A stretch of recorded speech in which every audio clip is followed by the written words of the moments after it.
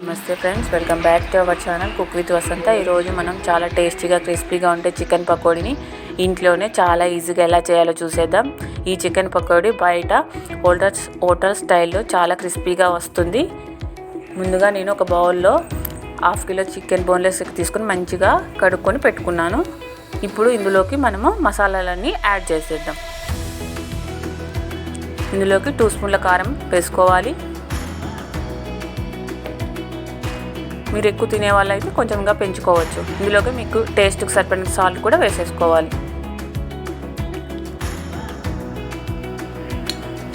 ఇందులోకి కొంచెం ధనియాల పొడి, 1 స్పూన్ కొంచెం ఎక్కువగానే గరం మసాలా, ఇందులోకి అల్లం వెల్లుల్లి పేస్ట్ ఫ్రెష్గా దంచింది, 2 స్పూన్ల బియ్యం పిండి, 2 స్పూన్ల శనగపిండి,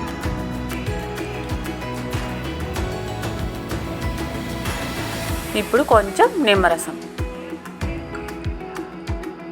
ఇప్పుడు కలుపుకుందాం. ఒకసారి మంచిగా మసాలా అంతా చికెన్ ముక్కలు పట్టేంత వరకు మంచిగా కలుపుకోవాలి.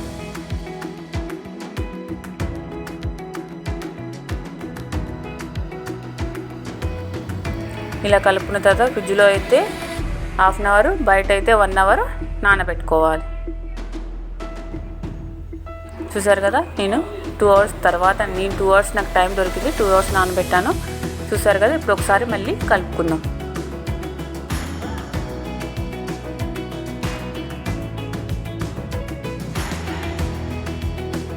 ఇప్పుడు మనం డీప్ ఫ్రై చేసుకుందాం చికెన్ ముక్కల్ని. ఆయిల్ కూడా హీట్ అయిపోయింది. ఇప్పుడు చికెన్ ముక్కల్ని వేసేసుకుందాం.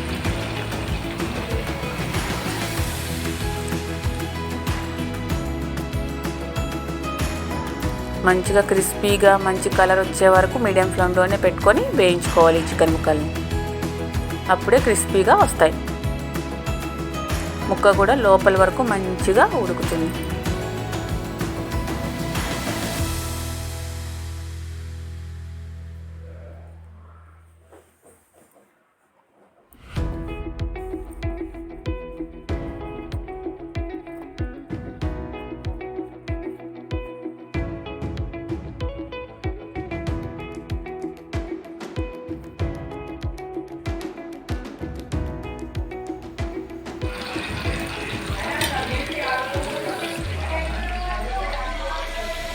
ఇందులోకి 2 పచ్చిమిరపకాయలు, కొంచెం కరివేపాకు వేసి వేయించుకుందాం.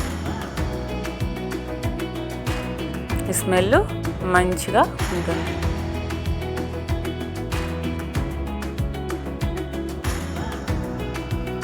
ఇప్పుడు మంచిగా క్రిస్పీగా వేగిపోయాయి. ఇప్పుడు తీసేసుకుందాం చికెన్ ముక్కలు పకోడీని. చూసారుగా, ఇలాగా వేయించుకోవాలి. ఇప్పుడు ఇంకోసారి మనం చికెన్ ముక్కలు వేసి వేయించుకుందాం. ఇలాగనే మీడియం ఫ్లేమ్లోనే వేయించుకోవాలి. అప్పుడే ముక్క లోపల వరకు ఉడుకుతుంది, క్రిస్పీగా కూడా వస్తుంది.